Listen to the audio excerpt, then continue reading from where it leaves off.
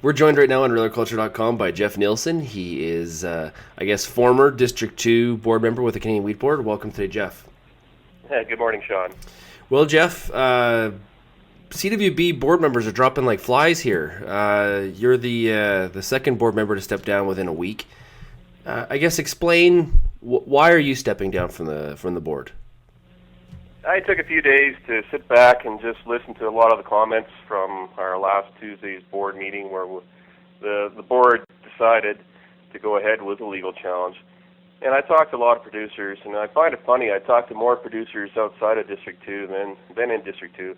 And I believe fully that's District 2. We've been wanting this change to happen since 1998 when this board was created. Jim Chatney ran on a very successful platform marketing choice for 3 terms. And it was just the pure frustration of farmers saying, what the heck are you up to? It's time to move on. We're ready for change. We're ready for choice. And we're tired of you spending our money. And that was probably the bottom line there seems to be a blatant abuse of farmers' money when it comes to all these frivolous challenges and all the games that the Wheat Board's been playing lately. So why now? Basically, we're going to have a situation where once the new act is, passed or gets royal assent, that the farmer directors are going to be released, which is going to happen very shortly. So why now? That's a good question. I guess if I felt it was time, I would have been suspended from the November board meeting. So theoretically, I'm out. They've managed to push me out, in a sense. There'd be very little. Henry and I were always on the outskirts of the inner circle, and it seemed like we would know about something the day after it happened, or that day, and everything was already pre-planned and ready to go by the time we were notified about it. So I just felt it was time to go, and now being gone, I can watch what I say. I have to, of course, watch confidential issues surrounding the business of the Canadian Wheat Board, but it puts me in a better position where I can speak on some of the lighter matters, not really lighter matters, but some of the matters that have just been really annoying farmers for so long. So you mentioned that you're suspended for the November board meeting. Why were you suspended for that meeting? Well, it comes down to the summer meetings. I participated, or went to 3 of them here in Alberta, Medicine Hat, Camrose, and Falher. Our impression when we first heard about them as directors is they were supposed to be informational meetings to tell farmers about the changes happening. And yes, the Wheat Board, we were following the letter of the Act by saying that we wanted to keep a single desk, but we had realized at our summer strategic planning session that change was going to happen and that we had to start working towards it. Yet these meetings turned out to be quite the traveling roadshow when you had groups attending, and almost the same people from these groups attending each meeting. You had them setting up their displays in the meeting room, soliciting funds, getting to the mic with their questions first. You can look around the farm, you can see farmers that really are thinking something different, that want to see us move on. Yet, you just look at their expression on their face going, what the heck is going on here? This is a real propaganda, let's try to save the Wheat Board at whatever cost meeting. And I found that really frustrating. So I wrote a letter to the editor on that. I was highly critical of some actions with the board. And with that, having your interview too, following right afterwards,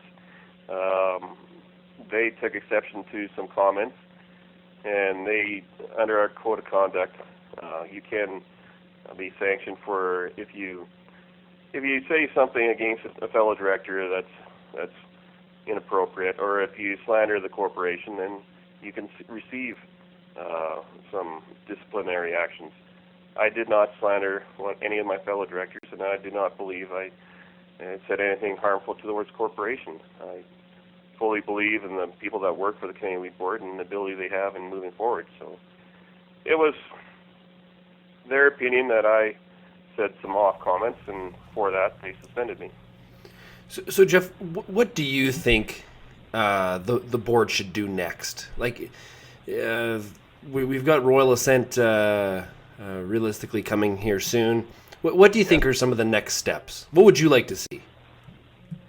Oh, that's a tough question. I can't see anything happening from this current board until we actually see Royal Scent, and then they're dismissed.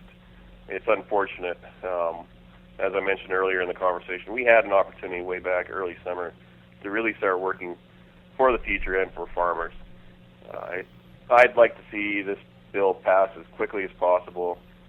Let the new board start working for farmers and start creating a new entity that will provide value for them in an open market environment in the future.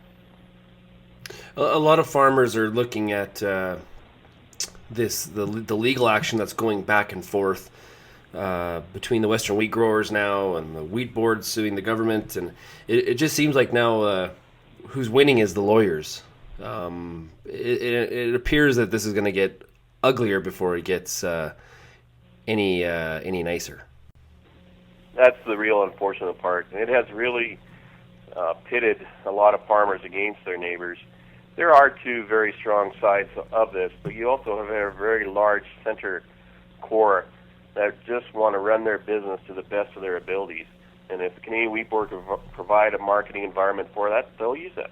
But they also want that right to use something else. So you've really polarized the two outer fringes of this argument, and you really disenfranchise that center group that just want to run their business as they can and to their best ability.